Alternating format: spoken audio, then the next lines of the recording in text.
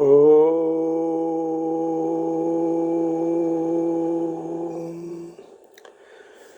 बंशीधरं तोत्रधरं नमामि मनोहरं मोहहरं च कृष्णं मालाधरं धर्मधुरं धरं च पार्थस्य सारथ्यकरं च देवम् कर्तव्यदीक्षां च समत्वशिक्षां ज्ञानस्य भिक्षां शरणागतिं च ददाति गीता करुणाद्रभूता कृष्णेन गीता जगतो हिताय।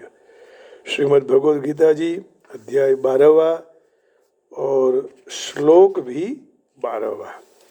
श्रेयो हि ज्ञानमभ्यासात् ज्ञानाध्यानं विशिष्यते ध्यानात् कर्मफलत्यागस्त्यागाच्छन्तिरनन्तरम्। अर्जुन को भगवान ने कहा कि अभ्यास से शास्त्र ज्ञान बढ़िया है, शास्त्र ज्ञान से ध्यान, ध्यान से सर्व कर्म फलों की इच्छा का त्याग सर्वश्रेष्ठ है, क्योंकि त्याग से ही तुरंत परम शांति मिल जाती है।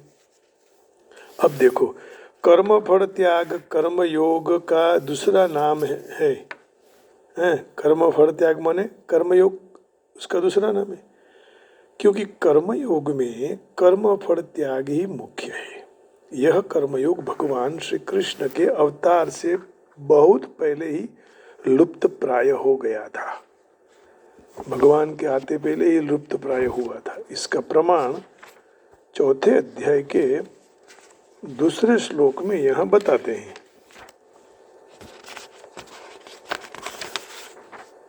एवं परंपरा प्राप्तम इमं राजर्षयो विदुः सकाले नेयमहता योगो नष्टः परंतप। हे परंतप, ऐसे परंपरा से प्राप्त इस योग को राजर्षियों ने जाना, परंतु कई समय बीत जाने के बाद यह योग पृथ्वीलोक में लुप्त प्राय हो गया है। आजकल भी यही समय आ गया है ऐसा लग रहा है। प्रायः योग लुप्त हो गया है, ध्यान लुप्त हो गया है, जप तप स्वाध्याय लुप्त हो गया है। तो भगवान ने अर्जुन को निमित्त बनाकर कृपा पूर्वक यह कर्मयोग फिर से प्रकट कर दिया। भगवान ने अर्जुन पर कृपा कर दी और फिर से इसको जगाया। इसका प्रमाण भी भगवान कहते हैं, स एवायं मया तेद्य योगः प्रोक्तः पुरातनः भक्तोऽसि मे सखा चेति रहस्यं ये तदुत्तमम्। तू मेरा भक्त और प्रिय सखा है, इसलिए तुझे ही यह पुरातन योग आज मैं कह रहा हूँ, क्योंकि इसका रहस्य बहुत ही बड़ा उत्तम है। तो भगवान ने यह प्रकट करके प्रत्येक परिस्थिति में प्रत्येक मनुष्य को कल्याण का अधिकार प्रदान कर दिया है। अन्यथा अध्यात्म मार्ग के विषय में कभी ऐसा विचार ही नहीं सकते हैं, क्योंकि एकांत के बिना, कर्म को छोड़े बिना, वस्तुओं के त्याग किए बिना, स्वजन का त्याग के बिना प्रत्येक परिस्थिति में मनुष्य अपना कल्याण कर सकता है। कर्मयोग में पराशक्ति का त्याग मुख्य है। स्वस्थता, अस्वस्थता, धनिकता, निर्धनता, मान अपमान, स्तुति, निंदा, सारे अनुकूल प्रतिकूल परिस्थितियों कर्मों के फल रूप में आते हैं। उनके साथ राग द्वेष रहने से कभी भी परमात्मा की प्राप्ति नहीं हो सकती। हम कितना भी भजन करेंगे, लेकिन जब तक हम राग को नहीं निकालेंगे, द्वेष को नहीं निकालेंगे, तब तक हमें भगवत प्राप्ति नहीं हो सकती, न तो परम शांति भी प्राप्त हो सकती है। तो यहाँ कह दिया कि इसके लिए क्या करना पड़ेगा। यामिमां पुष्पितां वाचं प्रवदन्त्यविपश्चितः वेदवादरतः पार्थ नान्यदस्तीति वादिनः कामात्मानः स्वर्गपरा जन्म कर्म फलप्रदां क्रिया विशेष बहुलां भोगैश्वर्य गतिं प्रति। भोगैश्वर्य प्रसक्तानां तया परुतचेतसां व्यवसायात्मिका बुद्धि समाधौ न विधीयते। ये पृथानंदन, जो कामनाओं में तन्मय हुए हैं, जिनकी बुद्धि में एकमात्र स्वर्ग ही श्रेष्ठ वस्तु है, जो कर्म फल के प्रशंसक वेद वाक्यों में प्रीति सेवते हैं, ग्रहण करते हैं, जो भोग के सिवाय कुछ भी नहीं करते हैं, ऐसे बोलने वाले अविवेकी मनुष्य इस प्रकार के जो पुष्पित माने मात्र सुनने में मधुर मनोहर वाणी को बोलते हैं, तो जन्म रूपी कर्म फल देने वाली है और भोग और ऐश्वर्य की प्राप्ति के लिए विविध प्रकार की कई क्रियाओं का वर्णन करने वाली है। तो ऐसी वाणी कबीर जी कहते हैं ना, ऐसी वाणी बोलिए मन का आपा खोए, ओरन को शीतल लगे आपहु शीतल होय। तो वाणी भगवत प्राप्ति हो ऐसी होनी चाहिए, केवल मधुर से कुछ नहीं होता है। तो जो ललचाने वाली वाणी के द्वारा जिनका चित्त हरा हुआ है, अर्थात भोगों की तरफ खींचा गया है, भोग और ऐश्वर्य में अत्यंत आसक्त हैं, ऐसे मनुष्य परमात्मा में निश्चयात्मिक बुद्धि नहीं रख सकते हैं, या तो उनकी बुद्धि निश्चय नहीं रह सकती। उत्पन्न होने वाली तमाम वस्तुओं कर्म फल हैं, जो फल रूप में मिला है तो नित्य रहने वाला नहीं है, क्योंकि जब कर्म सदा नहीं रहता है तब उससे उत्पन्न होने वाले फल भी कैसे नित्य हो सकते हैं। इसलिए उसमें आसक्ति और ममता करना बहुत बड़ी भूल है। जो फल कभी नहीं मिला है उसकी कामना करवे, ये भी भूल है। इसलिए फलासक्ति का त्याग कर्मयोग दूसरा नाम है। फलासक्ति करो, कर्म फल त्याग, उसी का नाम कर्मयोग। यह तो कर्मयोग का वो बीज है। अब देखिए, कर्मयोग में क्रियाओं का प्राधान्य प्रतीत होता है और शरीर आदि जड़ पदार्थों के बिना क्रियाओं का होना संभव नहीं है। इसलिए कर्म और फलों से छुटकारा प्राप्त करने के लिए कठिनता मालूम प्राप्त होती है। वास्तव में देखें तो हमें मिली हुई कर्म सामग्री शरीर आदि जड़ पदार्थों को अपनी और अपने मानने से फलासक्ति का त्याग कठिन मालूम पड़ता है, लेकिन हम सोच ले कि ये हमारा नहीं है। शरीर आदि प्राप्त सामग्री में कोई प्रकार की आसक्ति न रखकर कर्तव्य कर्म करने से परमात्मा की प्राप्ति हो जाती है। माने आप यदि कर्तव्य कर्म कर रखें, आसक्ति न रखें, तो फिर उसमें परमात्मा की प्राप्ति हो जाती है। जैसे तीसरे अध्याय के 19वें श्लोक में भगवान हमें समझा रहे हैं कि फलासक्ति के बिना यदि भक्ति होगी, कर्म होगा, तो भगवत प्राप्ति मिल जाएगी। तस्मादसक्तः सततं कार्यं कर्म समाचर, असक्तो याचरन् कर्म परमाप्नोति पुरुषः। इसलिए तू निरंतर आसक्ति के रहित होकर कर्तव्य कर्मों को सम्यक तरह से करते करते आसक्ति के रहित होकर कर्म करना पूर्ण मनुष्य परमात्मा को प्राप्त हो जाता है।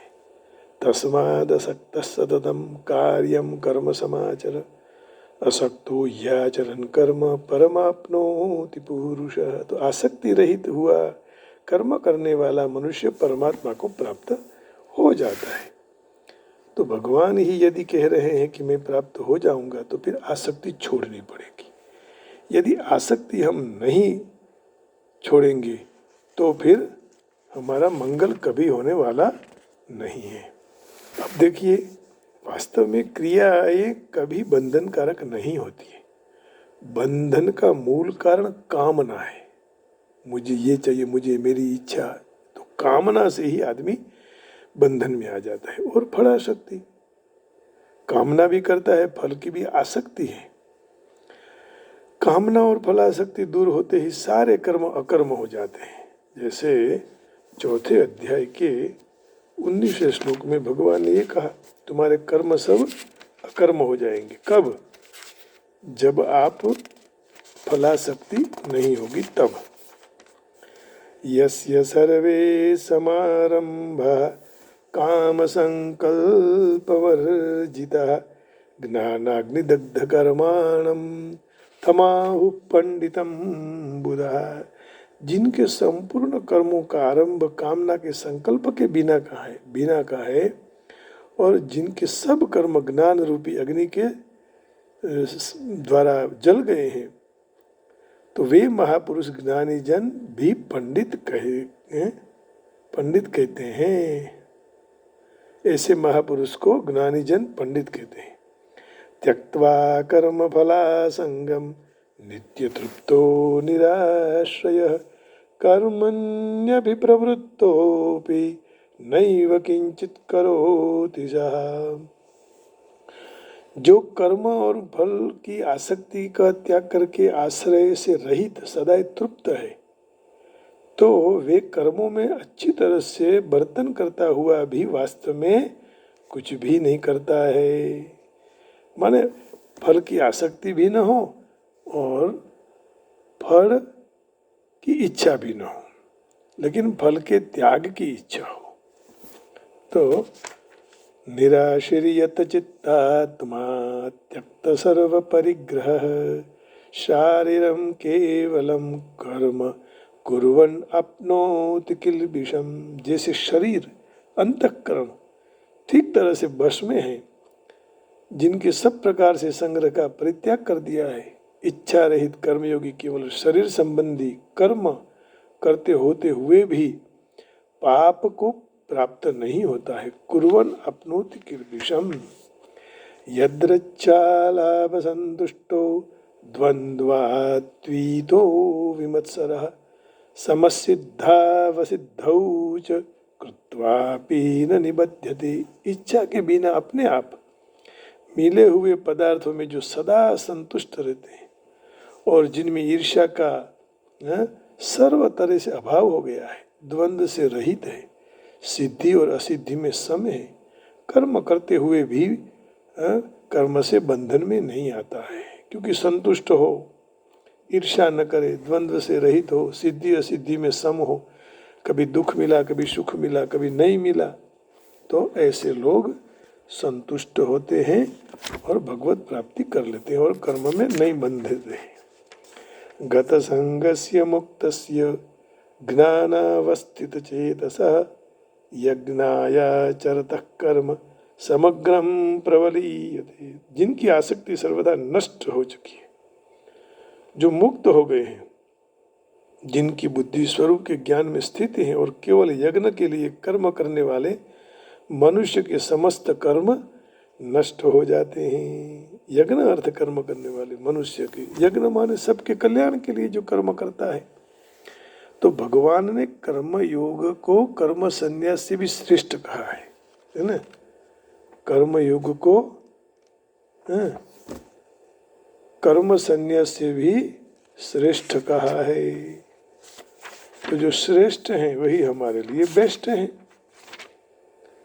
श्री भगवान उवाच संन्यासः कर्मयोगश्च निःश्रेयसकरा विभौ तयोस्तु कर्म संन्यासात् कर्मयोगो विशिष्यते। संन्यास सांख्य योग और कर्मयोग दोनों कल्याण करने वाले हैं, परंतु इन दोनों में भी कर्म संन्यास सांख्य योग से कर्मयोग साधन में सुगम होने से श्रेष्ठ है। तो भगवान के मत के मुताबिक जो स्वरूप से कर्मों को त्याग करने वाली व्यक्ति सन्यासी नहीं है, परंतु कर्म फल का आश्रय न लेकर